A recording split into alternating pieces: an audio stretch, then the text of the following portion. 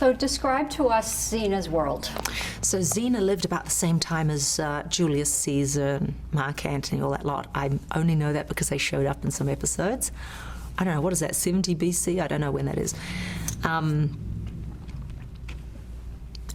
it's very colourful and very cosmopolitan, and we therefore got to bring in a lot of extras who were like African immigrants and used a lot of different ethnicities.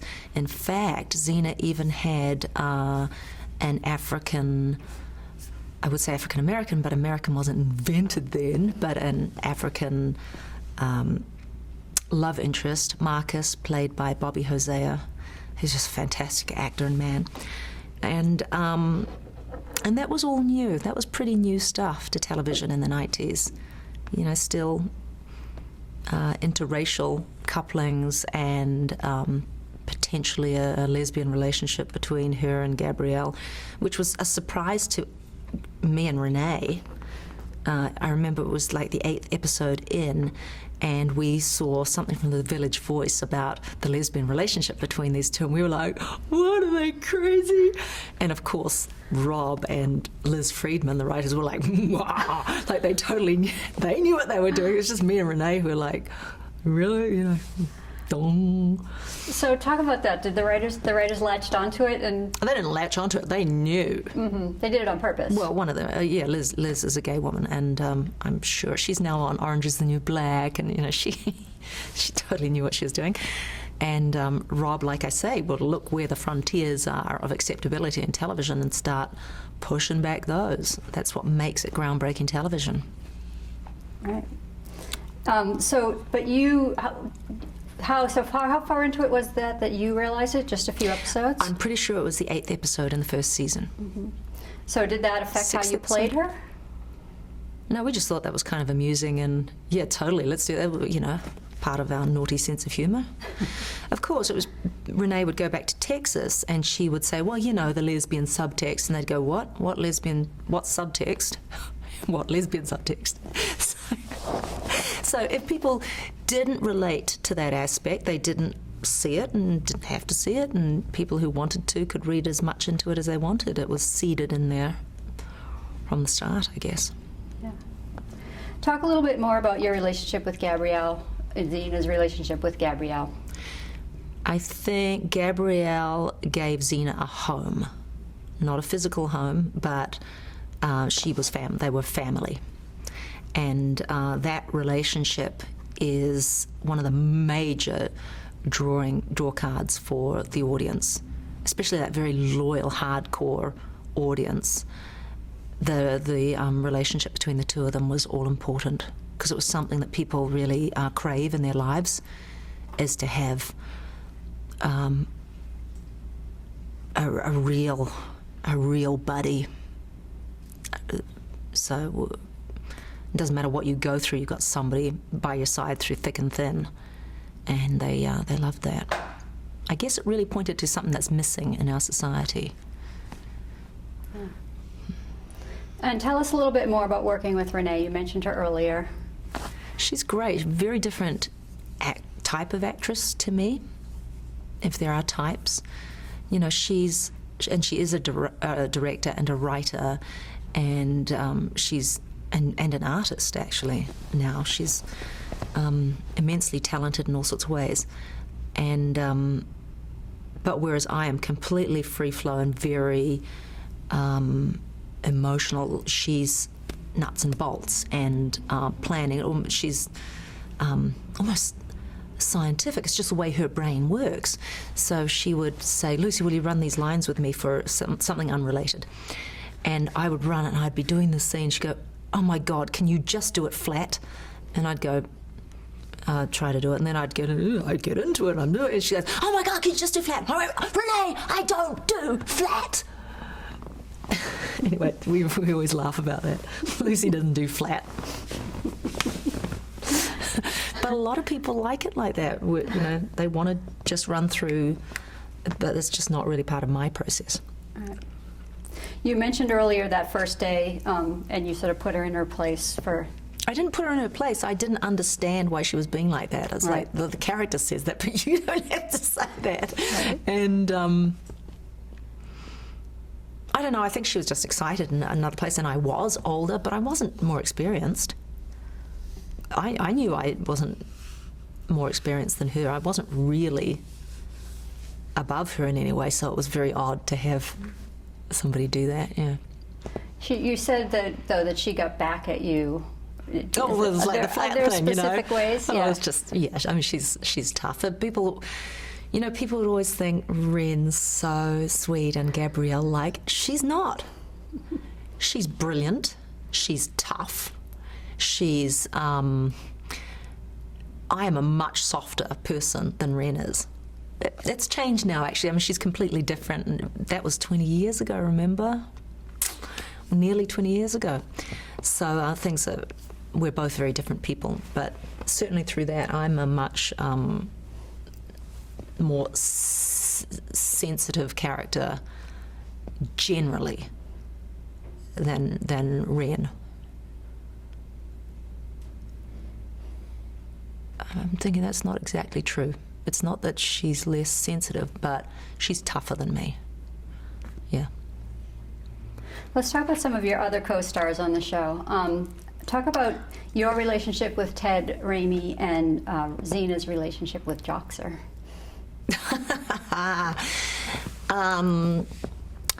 Well, Joxer is like the bacteria on the gnat of the elephant's ass to get to Xena.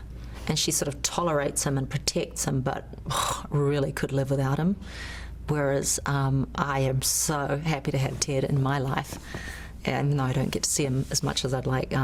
He's a very special and wonderful human being, a really good friend. I'm going to dinner with him this week, actually. And I had lunch with Ren last time I was in town, so yeah, they're really good friends. He's a very, very funny man. He's directing now as well as acting. And then talk about working with Kevin Smith and talk about Xena's relationship with Ares, the god of war. Kevin, we would have, Xena and Ares would have this love-hate, sexy kind of relationship. And we would do all these scenes and there'd be kissing and everything, and then we'd sort of, they'd call cut and we'd go, it's amazing, isn't it? And he'd go, amazing how you can do this, and he'd go, right, no swing. I went, yeah, no swing. That's it. So that was our joke, is that it's like, it's not brother and sister, because you couldn't do that if you were brother and sister, but it was a completely sexless relationship between him and me, and yet the characters kind of had this hot, weird chemistry, and he and I, zero, not even interested, didn't even try to make anything of it, but yeah, we're just kind of buddies, you know. Odd that, and when he died, it was an enormous loss to New Zealand, because his talent was way more than you ever got to see on Ares. This man could sing, and there was nothing he couldn't do, and he was a very complex and interesting man, which I won't go into, but he was. There was a lot of sides to Kevin, and none of them bad, but some of them kind of dangerous or, you know, edgy. Mm-hmm. He was, yeah, big loss. Very sad about that.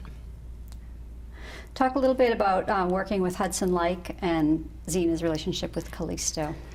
Xena's relationship with Callisto was one of mutual enmity that somehow it transpires Xena created Callisto by burning the village or something. It's like, Xena can't even remember. She's like, so many villages, so many sackings. And then this kid with a chip on her shoulder comes, you know, eventually grows up. Yeah, that's why they're like, Warlord 101 is don't leave the children. Anyway. So tell us about working with Hudson Lake. Hudson's super professional. We never got on. Don't know why. Yeah. What was the atmosphere on the set like in general? Great. Really great. Never a cross word. Like if something goes wrong, this amazed me about film, and it's true here in the States as well. When something goes wrong, it's about, okay, well, let's fix it. You know, and I suppose behind doors, it's like, don't let that happen again. But there is no recriminations. It's because it's like the it's like there's no principal, or the principal's upstairs, like the executive producer or whatever. It only comes down if there's a real problem. Usually it's with an actor. But it's like all the head prefects are running the show and everything works really well. You very seldom need the principal to come and intervene. Crews are really autonomous and really care about making their day, and they're super professional. So, crews around the world are just the same. It was wonderful. What was really great about the Xena set and Hercules, it's so colourful. And I know I keep saying that, but the reason that's important is that colour and green screen counts as well, and nature and things are very sympathetic to the human nervous system. That's what we're designed to cope with. And then when you're on a show like Battlestar Galactica, where you subtract all of that, there is nothing green, there is nothing soft to sit on, there is nothing organic, there is very little colour anywhere. I noticed, in my experience, a little bit depressive to the energy on set. Even though they're super nice people, super funny and everything, but you don't have the kind of levity in your day that we had routinely on Xena. So how do you counteract that? How do you get through?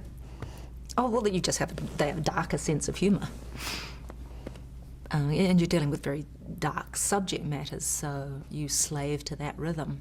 So it could have been the subject matter, but I think it's environmental, because it's just so jolly dark. And on Spartacus, we would be inside in dark studios the whole time, but because you have an enormous green screen throwing all this light, it's just as good as actual nature, is what I found.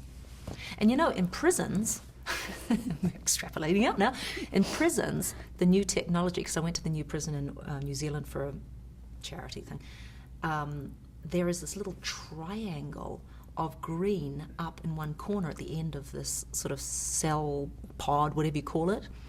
And they said you just want the right amount of green to simulate nature, but not too much, because it gives them too much energy, it makes them dream of outside too much. So, and I know that to be true from my experiences on sets. Wow, I never knew that. That's fascinating. So let's talk a little bit about production on Xena. Describe a typical production process for one episode. Don't know, don't work in production.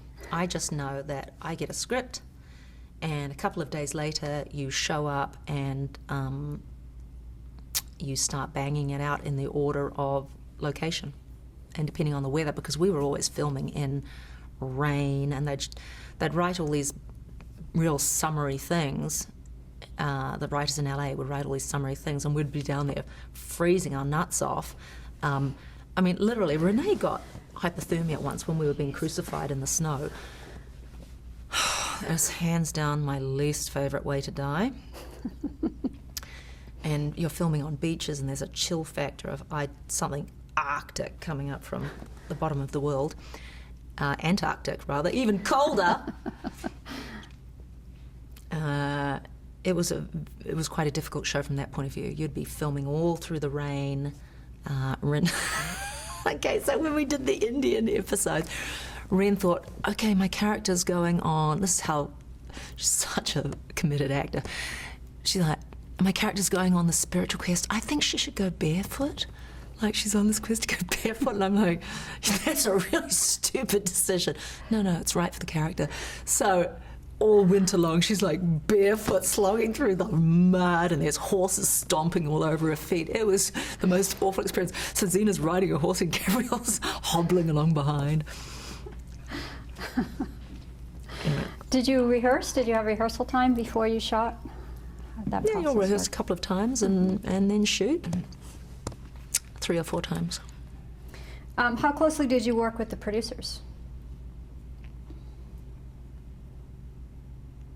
Can you talk about Sam, Rob, and RJ? Sam never came to New Zealand.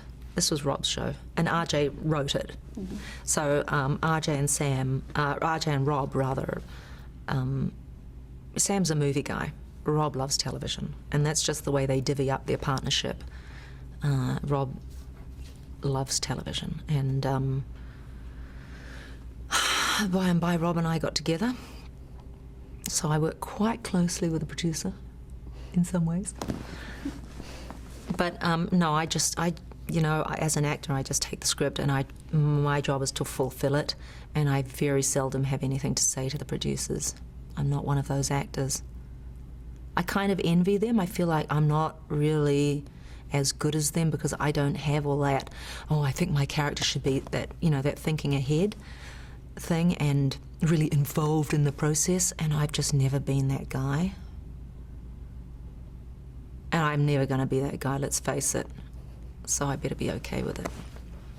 Did you were you ever aware of any censorship on the show? I was aware of some censorship on the show.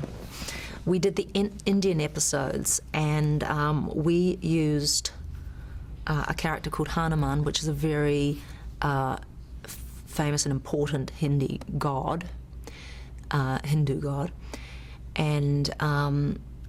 some guy got wind of it and started a massive campaign to clog Universal's fax machines.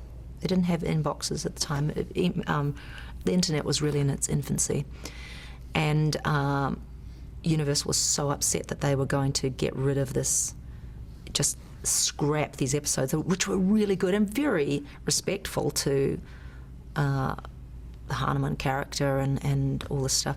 Anyway, this guy started a very effective campaign. Turns out he had a brain tumour. He's a white guy from New Zealand, living down the bottom of New Zealand, just being a pain in the ass. Finding something to get upset about. But brain tumours will do that to some people, so... anyway, in the end, they had to show, because he whipped up like the entire Hindu population in America, tried to get them to get us taken off the air. And in the end, they viewed the episodes and said, no, this is great, here's Krishna and here's Hanuman, and they use them in Bollywood all the time. So this guy was just bonkers and was holding Universal to ransom, and fortunately common sense prevailed. But otherwise, censorship, no, not so much. Yeah. Because whatever needs to be censored you can put in subtext anyway, or whatever might be censored, there's a way to, no. All right. Like your relationship with Gabrielle, never any issues with that? No, because a lot of people never saw it, never noticed, didn't relate to it. Yeah. So let's talk a little bit about the merchandising and your fans. Did you partake in any of the merchandising? Were you involved in any of those decisions? In decisions? No, I'm sure I had to approve likenesses, but I just pretty much approved everything. There was very little that I would get upset about. No, they did a great job, actually. They made all sorts of cool stuff. Do you have any of it? I do have probably one of everything, but it's in some crate somewhere. I do have a few stunt swords lying around, and I had a practice one in the back of my car for a long time. Do you have any chakrams? I do. Mostly I've given stuff away to charity, signed them and, sent them off. I don't have very much anymore. And some of it's, unbelievably kind of ugly, What was cool in the 90s, not so cool anymore. But I found this robe, and it looks like this druid's robe with a big grey thing. It's all in sweatshirt material, and it's got a huge purple and silver Xena white princess on the back. I was like, God, this is ugly. I gotta get rid of this stuff. And then I went, I'm going to put it on as a joke. And I was like, this feels really nice, actually. So now I totally wear it. But I don't want anybody to catch me wearing it, because it's a little embarrassing. But yeah, I do wear it. It's nice. And it's like fully to the floor. I look like a monk from the Yeah, from the, what do you call it? From the cult of Xena. Since you shot this show in New Zealand, at what point did you realize that it had become a big hit and you were sort of this icon? I just assumed that Xena would become a big fat hit because I was ignorant of how rarely that happens. And Hercules had been a big success, and it just seemed like a natural outcome. So it was only years later that I'd go, phew, that was amazing. What kind of reactions do you get from fans about your Xena character? I get all these grown-ups who tell me, I watched that when I was a child. Like, yeah, when you were a fetus, you watched me being 27 on screen. I know. People are very kind and very sweet about it. Sometimes people are really rude, but I think it's a reaction to they're covering up how much they want to, I might be delusional, they're covering up how much they kind of like you and want to be close by being like, I never watched that, you know, because I was busy doing, you know, whatever. It's like, well, why even mention it? I'm really not particularly interested. I don't say this, but I'm like, I honestly don't care if you watched it or not. You make no difference to me. But, yeah, people have very interesting reactions. Do you get different reactions from men versus women?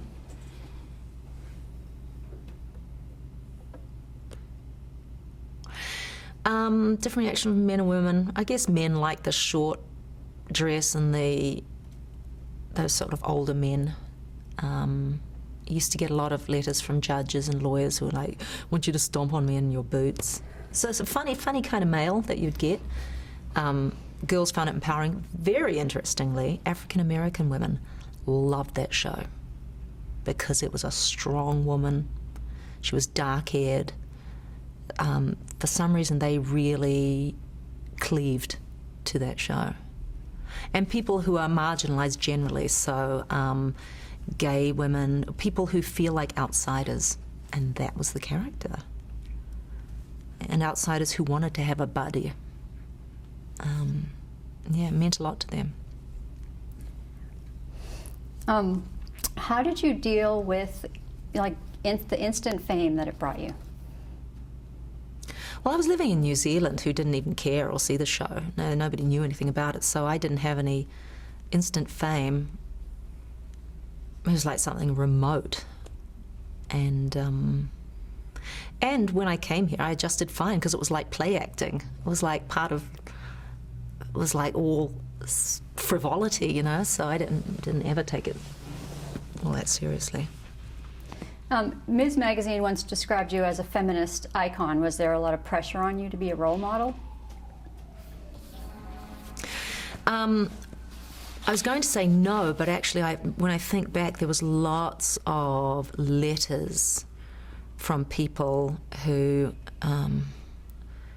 wanted me to actually be Xena and do something for them, and that was very stressful at first.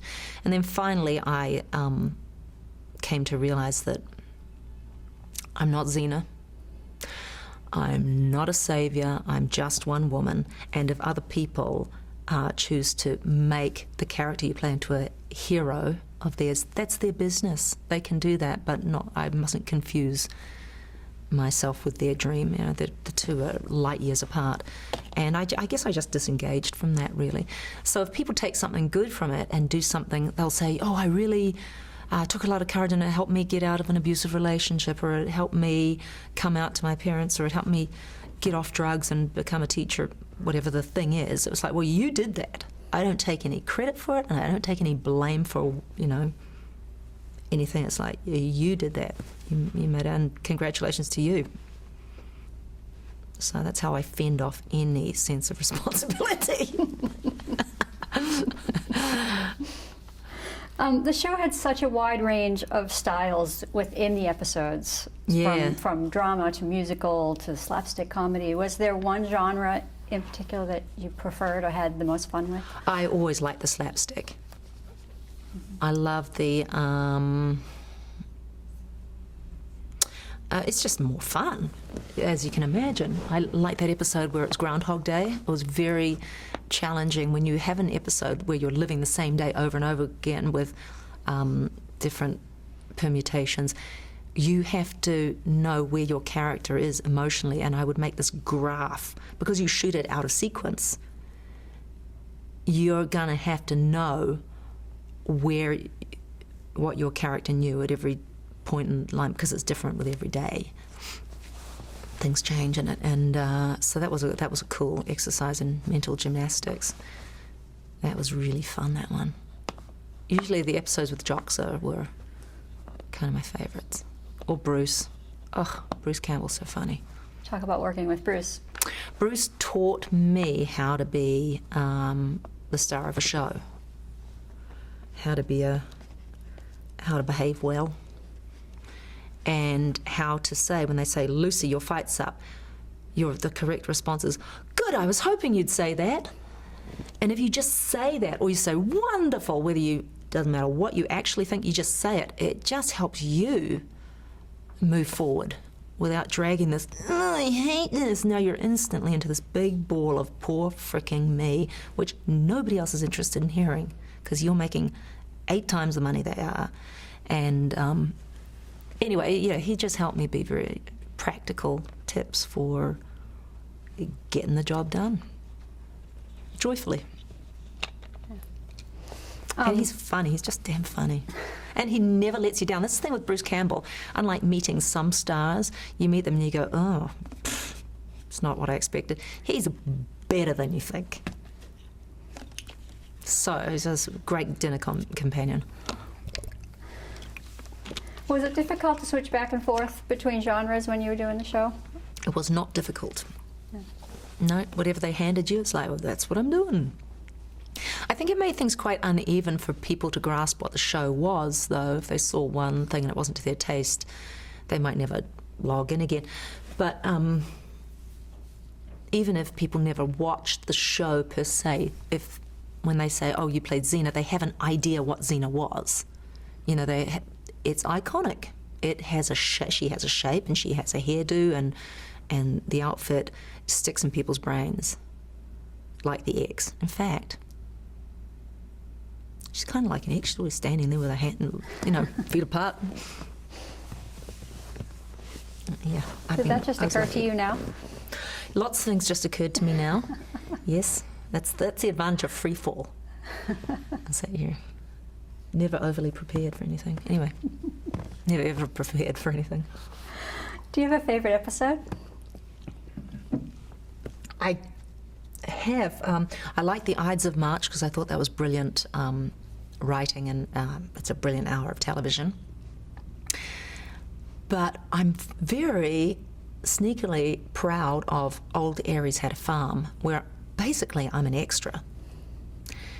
And it was lovely because I didn't try to hold the frame or to get any attention. I just sat in the background and was absolutely naturalistic, and it was preparation eventually for being kind of playing a zero on, say, Flight of the Conchords, where you're about as interesting as a stain on the wall. You're just a big nothing. And it was actually quite interesting to watch Xena being just quiet.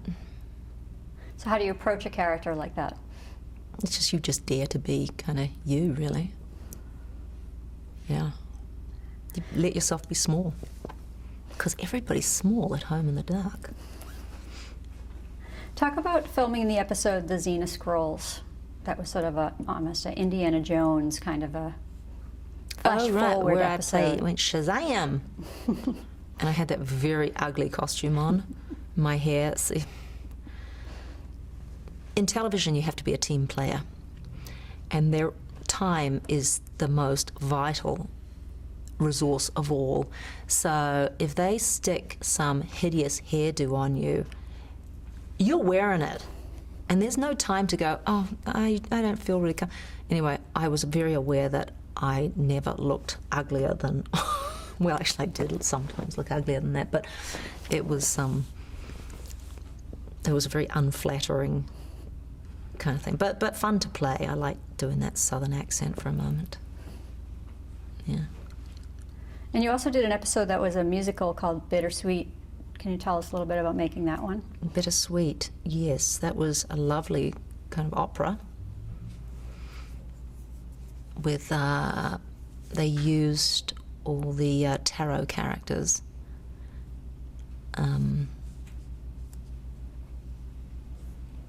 To good effect, and Hudson Light was awesome in that. And I'm trying to think who did her voice. Was it Kristen Chenoweth or no, Susan Egan? So this really amazing Broadway singer did her part. I don't really remember much about that except it was hard to film and it took extra long. Yeah. Do you have a least favorite episode or one that was just really hard to do? There was a crossover, I think it was in where Hercules came into our show, and it had these, the one where I'm riding on the back of a pterodactyl.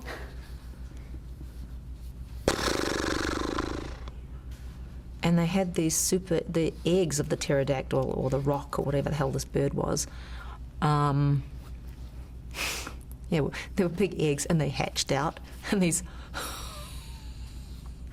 stuntmen in these horrible costumes with their faces painted green and some sort of stupid hats on. They looked like they were out of Lost in Space.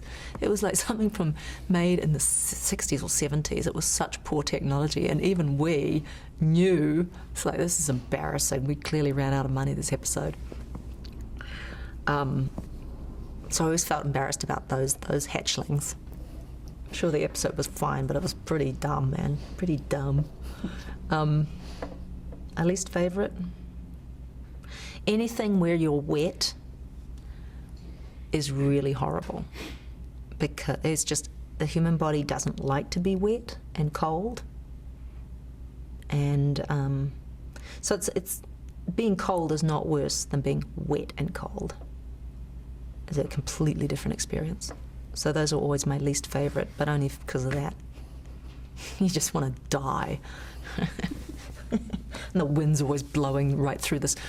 Like, we would shoot in these warehouses, not studios, so it was whoosh, the wind's always moving through there, and you're just sitting in there. You're in your 5th hour of being freezing. And the water was never the right temperature. Like, they'd make these baths for you. They go, oh, no, Lucy, this time we figured out the heating system. Bullshit. It was always cold. They would line the baths in like creosote, so you'd be there and you'd have to go underwater, and she's nearly drowning. So you got creosote up your nose.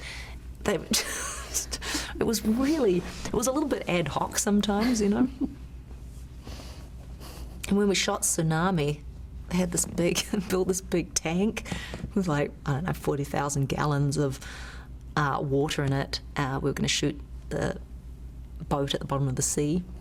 Right, I think we submerged. I can't remember how it goes, but anyway, I'm on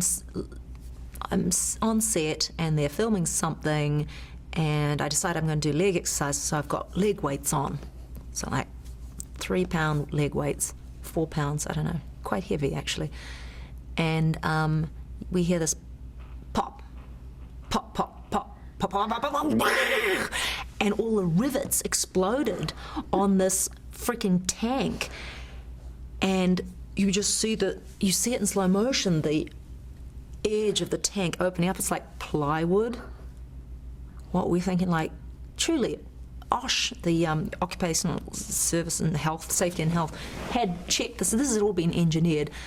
And it was so funky that you see this wall of water coming towards you. The episode's called Tsunami, and I'm trying to run with these leg weights because you think everyone's going to be electrocuted. And nobody was. Nobody was hurt in the end, but it was a pretty extreme moment on set. You also voiced the character of Xena on a few animated shows, one with Hercules and one called A Friend in Need. Did you approach the voiceover acting differently than live I wish action? I had have gotten information about how to do that, actually. I have not yet figured that one out, because it's different. You have to do all the acting with your voice, and that sounds obvious, but it doesn't feel right, so I'm not really sure how to do that.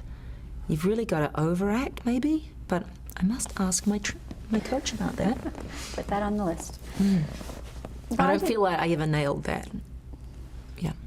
Why did Xena finally come to an end? I can't remember now. I think had just all told all the stories that we could. I was ready.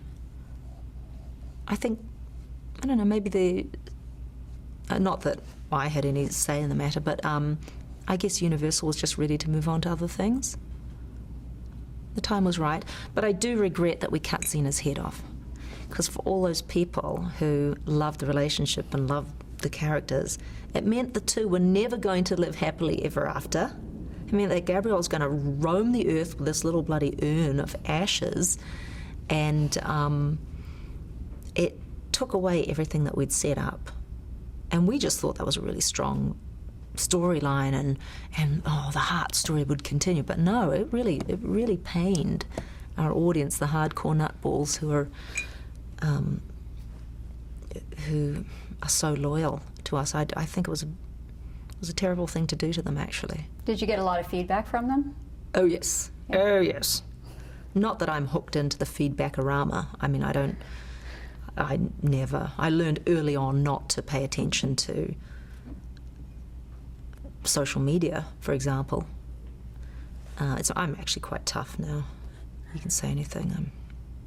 Because there was internet by the time the show ended, so there was probably a lot of chatter online about it. Yes, there was, and for all the legitimate complaints, I realise, that was a very terrible thing to do to them. Do you remember shooting the finale and what that was like? Yeah, we were doing 80-hour weeks, and I was so strung out by the end. There's this, you know how they do those memes online? Or you see photos of people with funny captions. They used to be earnest, now they're just ironic. And they've got this one of me standing there going, or Xena standing there going, and it's got, look at all the fucks I give. It's like, they totally encapsulated that moment. That is exactly, like, it wasn't a Xena, it was Lucy, the actor, going, I don't care anymore.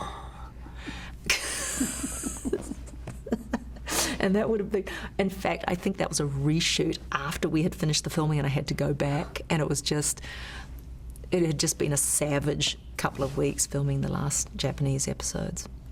Yeah. There have been reports of a possible reimagining of Xena on and off through the years. What are your thoughts on that? I would love them to.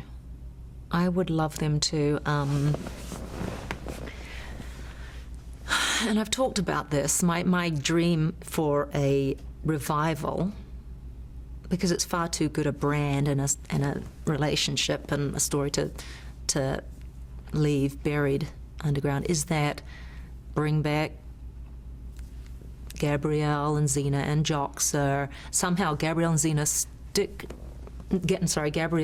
stick Xena's head back on. Never mind that we cremated her. We pretend that was somebody else. That was a dog, or find her and she's underground, stick her head back on, and then they go off on a quest which effectively introduces a new warrior princess and hand it over to another generation. But I would love to tie up that, give the fans back what we took away. Do you have any actress that you think would be a good new warrior princess? Oh no, I'm a bit out of the loop. I don't know. So, what do you think is the legacy of Xena the Warrior Princess? I tell you what's very interesting about the Xena fan base is they are extremely committed to, very altruistic. They have raised hundreds and thousands of dollars. They do this thing every year. They call it Lucy Lawless Feel the Love Week, or for my birthday. So twice a year they do these things where they do sort of random acts of kindness, and I never ask them to support my charities. It's about them doing something in their own community. So that's the spirit of the thing, is that you make your own place richer. So there'll be I built a ramp for my neighbour. A doctor in Brazil did cleft palate operations for a week, and just things that you do in like the second week of October or on my birthday that make your world a little better. And I think they're amazing. And it's so different to the Star Trek fans or any other show. These guys are very socially minded. I think they're incredible. Why do you think that is? Why? Because that was one of the motifs in the show, is that you work for the greater good. So the people that were attracted to that are then replicating it in their own lives. It's probably something that would come naturally to them anyway, but they've found a forum where they can collect and encourage that sort of behaviour. So it's great. Right. Yeah. It's nice tying back to your mom, saying that she's always been like that too. Yeah, isn't that nice? And Dad. A lot of people out there, a lot of good people out there, but I've got a lot of them on the website, you know. While you were on Xena, you hosted Saturday Night Live. Yes. So tell us a little bit about working on SNL. That was a very interesting experience, you know, and it was explained to me that the writers get paid if their skits make it on the thing, and then the actors get paid per skit. So if you come in and you're in a lot of skits, you're actually doing them out of a job.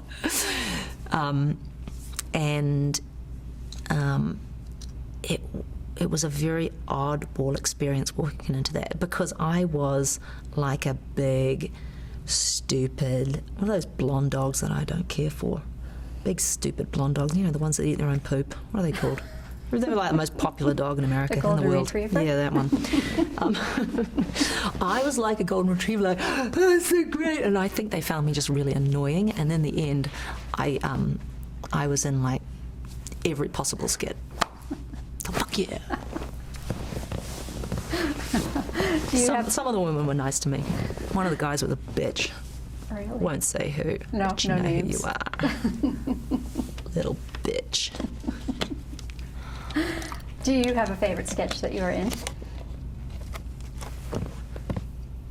Oh, I loved all of them. Jimmy Fallon, who is super talented and was not the little bitch, and Will Arnett, not a little bitch. They were funny. I liked that Stevie Nicks one, though. I didn't understand why it was funny. I went and did this, like when they're first doing the Get to Know You, they ask, if you got any talents or mimicry? I said, well, as a kid, I did kind of try to mimic Stevie Nicks and Chrissy Hind, and so I did my Stevie Nicks routine. They were like, yes, okay, we're going to use that. And they did, and when they try them out and then they sort of pick out what's good and what's bad for what's good enough to make the show, they were like, yeah, we're doing that one. I went, oh, Lorne, mate, don't patronise me on that one, It's not funny, and then please get rid of it. He goes, no, I think it's a sleeper hit. Well, it was an enormous hit, and to this day, I don't get it. Maybe that's why it worked, because like I was the only one who didn't really think this was funny. You weren't in on the joke. I was not in on the joke. Were you nervous doing live TV? Yeah, but the thing about live TV is you only have two choices, which is to go out and be huge or to go out and fail publicly in front of everybody in America. So what are you going to choose? You go out and it's total free fall. And it's very seldom that I can't get myself to choose the free fall. In 2001, you appeared on a couple episodes of The X-Files. What's your memory of that experience? I remember being underwater and pregnant. I was pregnant with my youngest child and having to be very, very calm because they would take away the breathing pipes at a certain point. I remember this guy ripping it out of my mouth because I wasn't ready, and we had to abort that take. Anyway, yeah, I don't remember very much. And I didn't get to meet I don't think I met the stars, maybe Gillian a little bit. Yeah. Yeah. I was in a scene with her, yeah. In 2003, you were cast on the series of Tarzan. So describe the character you played on that show. Oh, I played some arch businesswoman, and one thing I often think about was the director. I don't remember what his name was. He's like, the phone rings, and you're not expecting it to ring, so you pick up the phone, and so we filmed it, and the phone rang, and I went, and he goes, no, it's just a phone call. I went, oh, it's not the demon baby. He goes, not the demon baby. So now that's my little reminder. Okay, it's not the demon baby. It's a different kind of acting. It's like, yeah, Xena. Yeah. Was it difficult for you to shake Xena when you started to do other things? I didn't even want to shake Xena. I loved it. I was really grateful for everything it did for me, and you should be so lucky to have the problem of being, recognised indefatigably as some character. So, no, I didn't have a problem with that. What kind of roles were you getting once you finished Xena? Were you found you were sort of in that same genre? I don't know. I think I went off and had babies, you see, so I was a little bit out of the loop. Always tough girl roles. It was a thrill to play a victim at some point. Yeah. Did you want to play? Did you want to play a different kind of role? Yeah, I want to play everything. Because, I have characters of great weakness inside me too. The whole idea is to have all the colours of your experience available, so you can pull this thread and that thread out and make a certain character, and then the other threads for another one, and they're still part of you, but they're very distinct. So, I'm not always tough. I don't always know what to do. Yeah, I want to play everything. In 2005, you joined the cast of Battlestar Galactica. So how did that come about? David Icke, the exec producer of BSG, he was on Hercules in the beginning, so I knew him, and he's a friend of Rob, so we've stayed in touch. And he asked me to play Ty's wife, and he said the character is Ty's wife. This is at the very beginning. I didn't know anything about the show, and I'm like, David, I don't play people's wives. Play somebody's wife. There's a better description than that. And this is Ty's wife, and so I said no. Which was arrogant, wasn't it? Yeah, it was a great role, and it was beautifully realised by Kate Vernon. And then eventually this one came up, and I was like, yeah, I'm up for an adventure. Go to Vancouver with my boys, will go to school there with a river running through it. I'm like, oh my God, Vancouver's amazing. What an amazing place to live. So that was just a terrific experience. Wonderful cast. So what's the name of the character you did end up playing? I ended up playing Deanna Beers. And describe her for us. She was a bit of an iconoclast in that she would explore the forbidden parts of Cylonism, Cylonetry. So the things they weren't allowed to explore what happens between life and death. So she just found herself really drawn to suicide and rebirth and getting rebooted. And I think she found she was starting to remember what would happen, and she was a threat to the Cylon, the establishment, the higher ups. Did you know right away when you got the part that she was a Cylon? Yes. Did that affect how do you create that character? Well, they're awfully human, aren't they? They're quite humanoid. Yeah. There's nothing. You just play it the same. Yeah. The fact there's different rules with their life and birth and all that stuff is sort of neither here nor there. But they never have a childhood, those characters. And they never grow old, do they? They just get kind of... Though, who on earth would have bloody made the mould for Dean Stockwell? I like, okay, we're going to invent this perfect human being. Let's make him a 70-year-old man. You know? Let's make him... he's very sweet, Dean, actually. A good guy. Is it Matthew? Who is it? You guys are BSG fans.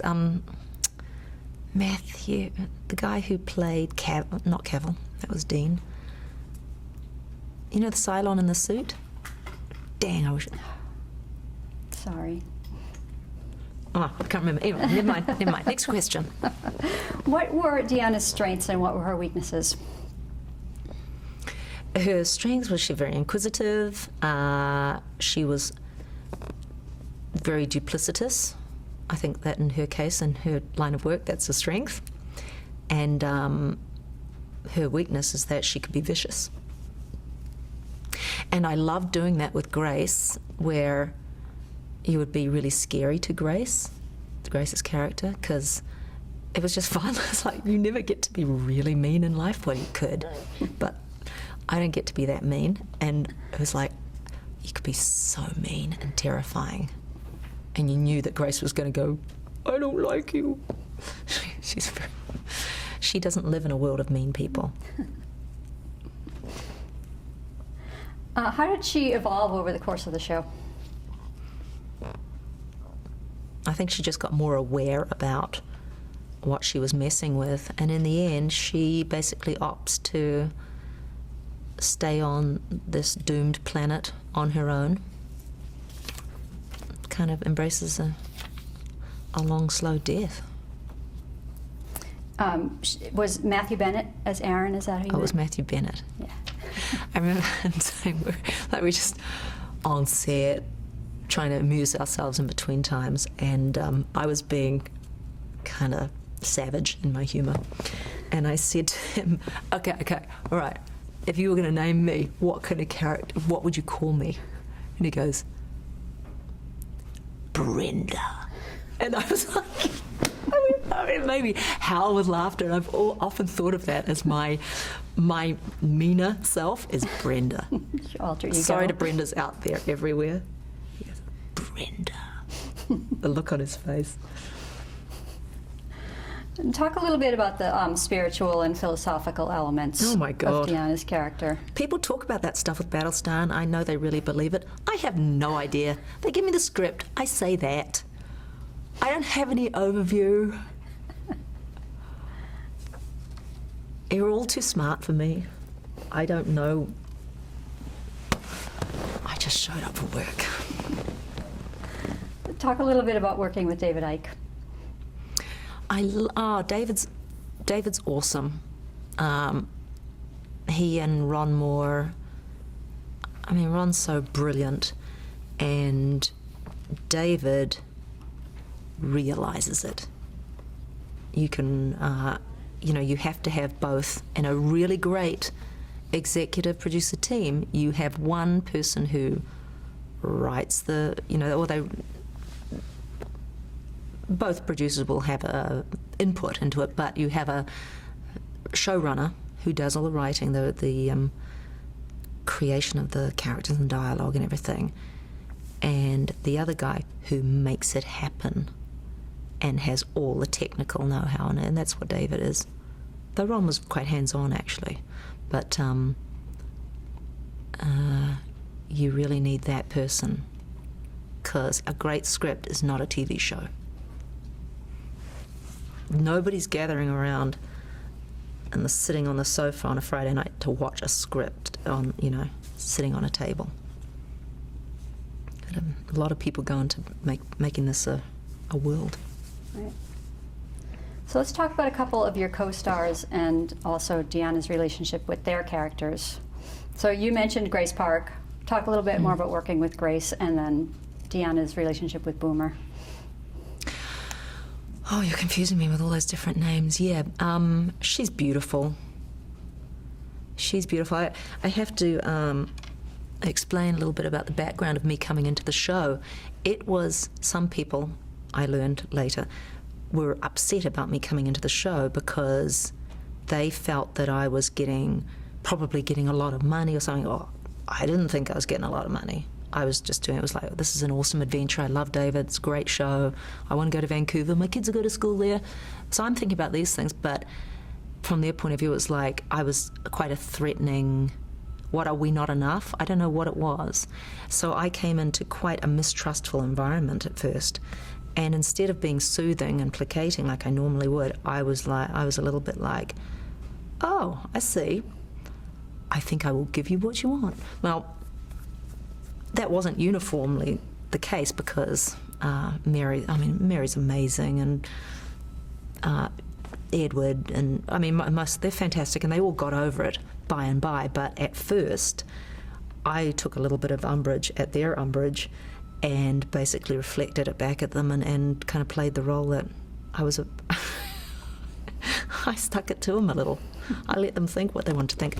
And that was an interesting experiment, but I would never do it again because it means that they won't talk to you because you're exactly what they thought you were going to be.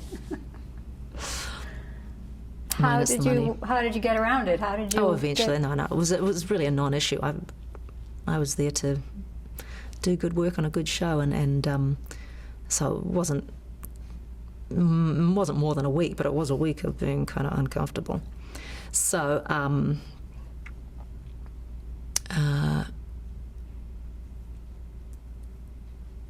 yeah. So anyway, it took a while to soothe Grace that I really wasn't Deanna Beers. Talk about working with Edward James Olmos. Oh, he's so sweet. He was so good. And that man, he anchors the show and sets the work tone and the work ethic, and Mary, of course. And if those guys aren't being brats, who are the younger people to act up? So Edward was always so such gratitude. Because once you've been around a bit, if you're on a hit show, you're just so lucky, and you don't kind of poop on that privilege. So that was good. I am a big fan of Katie Sackhoff. I think she's amazing.